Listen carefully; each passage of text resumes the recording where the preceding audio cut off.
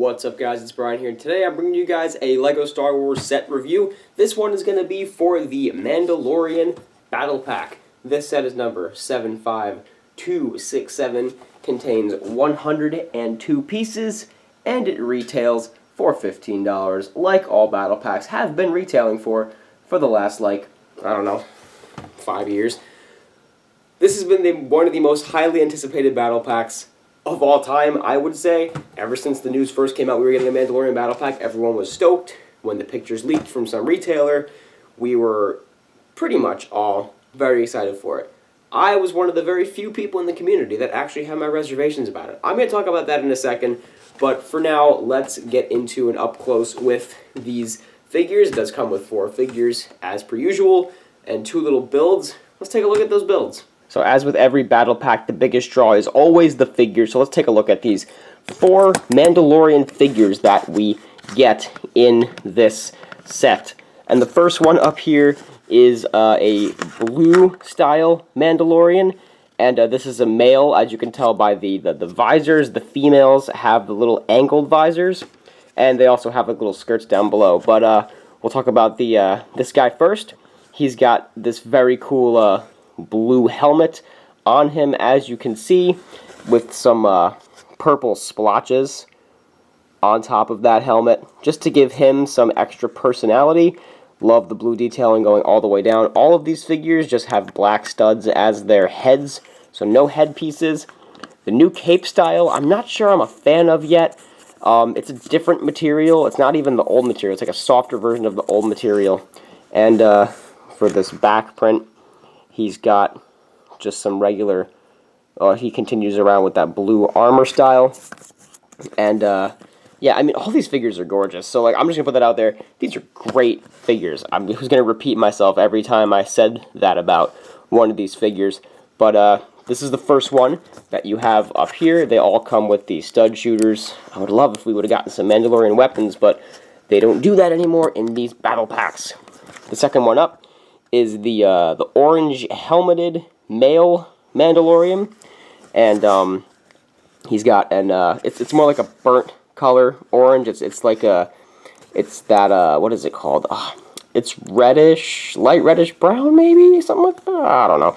Got some silver markings on his helmet. He doesn't have any leg printing at all, but I think it works for the figure very well. That nice torso print there. He's got this. They all have the same shape of the cape. He's got a brown cape with some back detailing back there. So this is another great figure. The 2 female Mandalorians are up next, and they both have a similar printing for their skirt armor piece. One of the ways you can differentiate is that the skirt and, again, the helmet visor. You can tell that they're females. And they also have antenna. I don't know why they gave the females antenna, but I mean, it's whatever. You have tons of antenna pieces. Do whatever you want with them. And she has some interesting coloration. She's got some green on some dark blue. That helmet has green with light blue printing on it. And the bottom, the legs are dark brown with some yellow print on them. They're very colorful figures, these Mandalorians. And that's kind of their whole point. So, she's really cool. Again, I'm trying not to repeat myself with that, but it's hard because these are such awesome figures. And the last but not least, the other female one, this has more of a light, has the sand blue coloration, which I love the sand blue. She has a gray helmet with some orange printing on it, and you can see that torso going into the legs very well. And if we turn her around, she has a black cape back here, lift up. She's got some pretty straightforward printing on the back, which is just continuation of the front.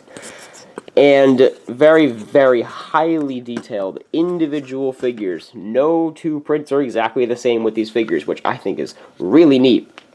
The builds are pretty darn simple. You've just got a speeder, which is very similar to the previous Mandalorian speeder. You could sit one of the guys up there. I didn't have him sitting because I just don't feel like making him sit. And he looks fine standing up on it also. But yeah, nothing too special here. Some dark tans, but some stud shooters. It's okay. This little piece is interesting, I think. I like the terrain detail on it, and the point of having a jumper stud there is so that you could put one of the stud shooters there and have a Mandalorian manning a turret. that looks pretty neat. I know they just had to get some builds into the set, and the reason that they really did this was so that they could have these figures in this set. And this is also just a throwback to the original Mandalorian Battle Pack, which had almost the exact same speeder and a cannon build on some terrain. So I know that's why they did that, just to have a throwback to the old one.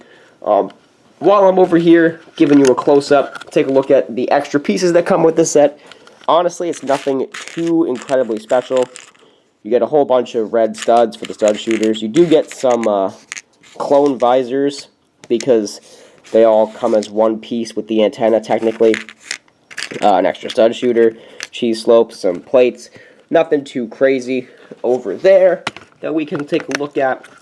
As well as, let's take a look at the box art and the packaging, which we've all seen by now.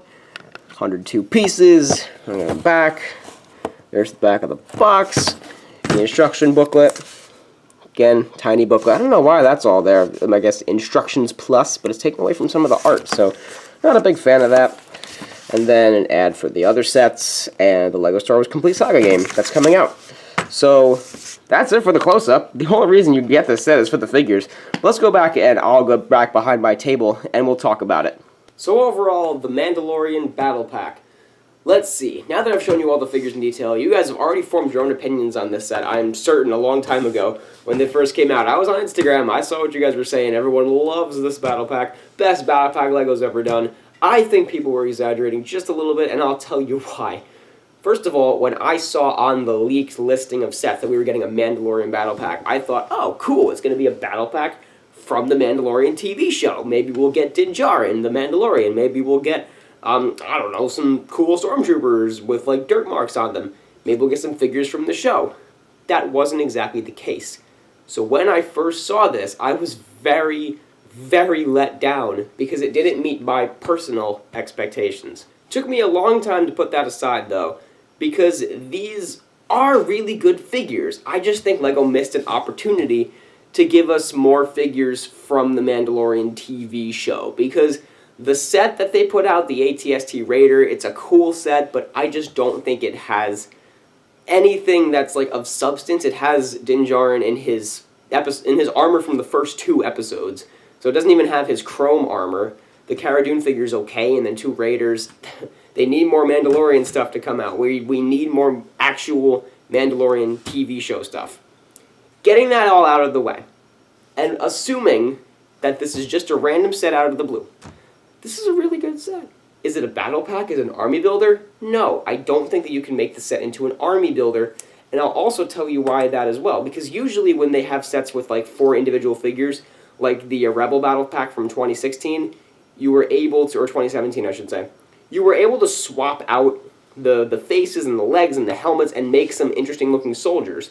You can't really do that with Mandalorians because every Mandalorian is unique, so like every single helmet design is unique to this specific Mandalorian, and their armor is unique to them. So mixing and matching them would just be a little weird. I understand if you want to make like a big scene of a lot of Mandalorians, this is a really good set to do that.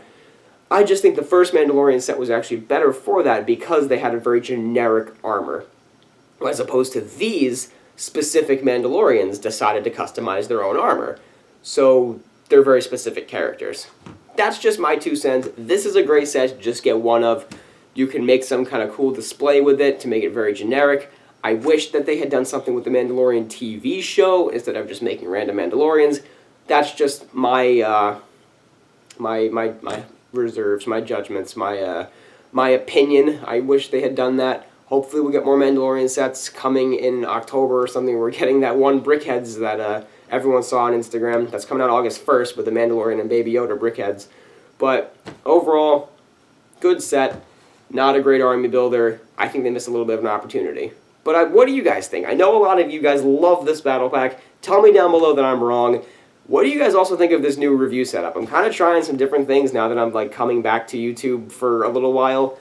I'm not sure if I like this just yet, but we'll see. I felt a little sloppy, a little rushed. But let me know what you guys think. If you have suggestions, let me know down below.